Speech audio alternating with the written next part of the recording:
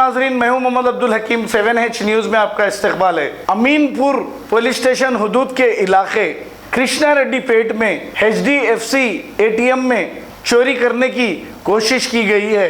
एक शख्स ने गैस कटर से ATM मशीन को कट करने की कोशिश कर रहा था कि पुलिस को किसी जराए से ये इत्तला मिलते ही पुलिस ने फौरी मुकाम पर पहुंचकर इस शख्स को गिरफ्तार कर लिया है। आइए देखते हैं हमारे नुमाइंदे अरबाज की ये रिपोर्ट।